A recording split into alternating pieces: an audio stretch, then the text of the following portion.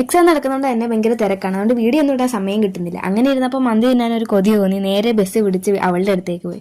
Bus ഇറങ്ങി നേരെ നടന്നപ്പോൾ അവിടെ ചേച്ചി കമ്മൽ വിൽക്കുന്നു. പിന്നെ അവിടെ കയറി കുറേ നോക്കിയിട്ടാണ് ഒരെണ്ണം എടുത്തത്. പിന്നെ അതും എടുത്ത് നേരെ അവളുടെ വീട്ടിലേക്ക് വന്നു. അവിടെ ചെന്നപ്പോൾ വിജയണ്ണം മീന് തീറ്റ കൊടുക്കുന്നു. പിന്നെ മീനെയൊക്കെ കണ്ട് ചെന്നപ്പോഴേക്കും അവൾ റെഡി ആയിരിക്കുമായിരുന്നു. പിന്നെ ഞാനും അവളും കൂടെ നേരെ വിട്ടത് അൽനാസ് മന്തിയിലേക്ക്. കുറേ നാളായിട്ട് ഞങ്ങൾ പ്ലാൻ ചെയ്യുവാണ് അവിടെ പോയി ഒന്ന് മന്തി കഴിക്കണമെന്ന്. ഇപ്പോഴാണ് അതിനൊന്ന് സമയം കിട്ടിയത്. അങ്ങനെ ഞങ്ങൾ ചെന്നിരുന്നത് സോഫയും ടേബിളും പെയർ ചെയ്തേക്കുന്ന സ്ഥലത്തായിരുന്നു. ഞങ്ങൾക്ക് രണ്ടുപേർക്കും ഹൈറ്റ് കൂടുതലായതുകൊണ്ട് തന്നെ ഞങ്ങൾക്ക് എത്തുന്നുണ്ടായിരുന്നില്ല. ഞങ്ങൾ കഷ്ടപ്പെടുന്ന കണ്ടിട്ടായിരിക്കണം അവിടുത്തെ ചേട്ടൻ ഞങ്ങൾക്ക് ഒരു കോർണർ സീറ്റ് തന്നു. അവിടെ അമ്മയുടെ ഹൈറ്റിനൊത്ത ചെയറും ടേബിളും ആയിരുന്നു ഇട്ടിരുന്നത്.